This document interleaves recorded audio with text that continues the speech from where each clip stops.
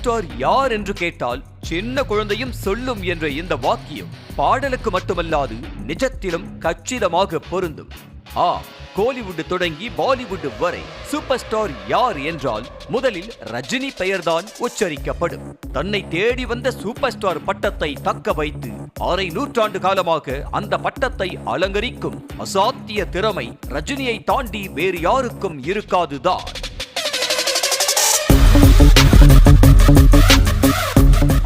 1975ஆம் ஆண்டு முதலில் அபூர்வ ராகங்கள் படத்தில் தான் ரஜினி அறிமுகமானார்.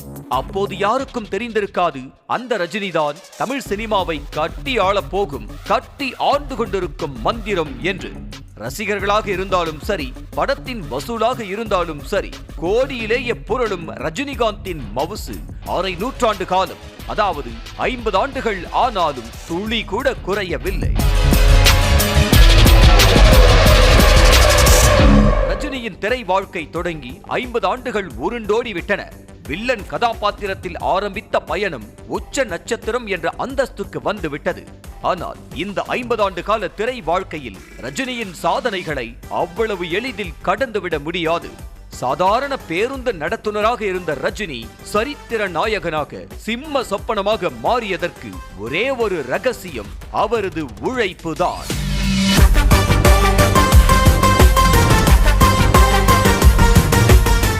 தெரியாத ஊருக்கு வந்து அந்த மக்களின் மனதை வென்று நிலைத்து நிற்பது சாதாரண காரியம் இல்லை.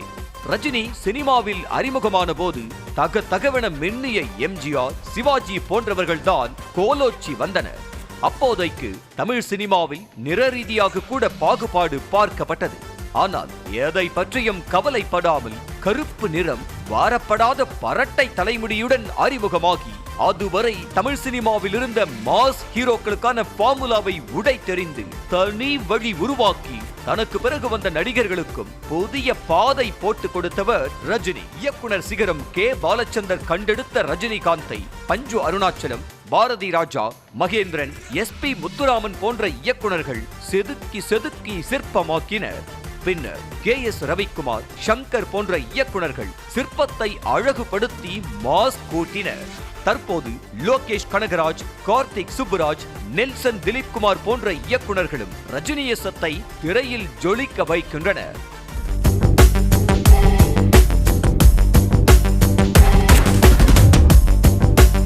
முரட்டு காளை, பொல்லாதவன், காளி, ராஜாதி ராஜா என்று எந்த வரையறைக்கும் கட்டுப்படாத மாஸ் ஹீரோவான ரஜினியை சூப்பர் ஸ்டார் ஆக்கினர் தமிழக மக்கள். தமிழ் சினிமாவுக்கு உலகளவில் இன்றிருக்கும் வியாபாரத்திற்கு காரணம் ரஜினி தான். தமிழ் சினிமா நினைத்து கூட பார்க்க முடியாத வசூல் சந்தைகளை ரஜினி படங்கள் தான் திறந்து வைத்தன.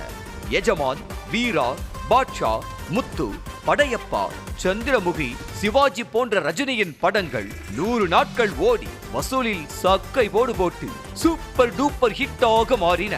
3 தலைமுறை இயக்குனர்களுடன் நடித்து 3 தலைமுறை ரசிகர்களை தன் பக்கம் ஈர்த்து ரசிக்க வைக்கும் ரஜினியை எனர்ஜி பாம் என்றுதான் சொல்ல வேண்டும். ரஜினியின் நடையை, ரஜினியின் சிகரெட் ஸ்டைலை, ரஜினி கூலிங் கிளாஸ் மாட்டும் அழகை காப்பியடிக்காத இன்றைய மாஸ் ஹீரோக்கள் யாருமே இல்லை. ஹீரோ பெயருக்கு அடைமொழியுடன் டைட்டில் கார்டு போடுவதும் பாட்டு போடுவதும் கூட ரஜினி தொடங்கி வைத்த கலாச்சாரம் தான். ஆரம்பத்தில் ரஜினியுடன் இணைந்து நடிக்க தயங்கிய முன்னணி நடிகர்கள், நடிகைகள் பின்னாளில் ரஜினி படத்தில் வாய்ப்பு கிடைக்காதா என ஏங்கி தவித்தனர். அந்த அளவுக்கு தனக்கான ராஜ்யத்தை ராஜதந்திரமாக உருவாக்கி மாஸ் கமர்ஷியல் ஹீரோவாக அவதரித்தார் ரஜினி. 70 வயதை கடந்தும் கூட பிஸியாக நடித்து வரும் ரஜினியை பார்த்து வாயடைத்து போகிறது தமிழ் சினிமா. இன்றளவும் அவரது படங்கள் கோடிகளிலேயே பிசினஸ் ஆகிறது. ரஜினியை வைத்து படம் எடுத்து எந்த தயாரிப்பாளரும் நஷ்டத்தில் விழுந்ததாக தமிழ் சினிமாவில் வரலாறே இல்லை. ரஜினியின் 50 ஆண்டு கால திரை வாழ்க்கையை கொண்டாடும் வகையில் லோகேஷ் இயக்கத்தில் அவர் நடிக்கும் கூலி படம் 1000 கோடி பிசினஸ் என்ற டார்கெட்டுடன் கூலி படத்தை களமிறக்க திட்டமிட்டுள்ளது படக்குழு. கூலி படத்தின் பாடல் வெளியீட்டு விழா, ப்ரமோஷன் நிகழ்ச்சிகளை 50வது ஆண்டு கொண்டாட்டத்தில் சேர்க்கவும் தீவிரமாக வேலை நடந்து வருகிறது. படத்தில் மட்டுமல்ல, மேடை பேச்சிலும் ரஜினி அளவுக்கு சுவாரஸ்யமாக பேச முடியாது.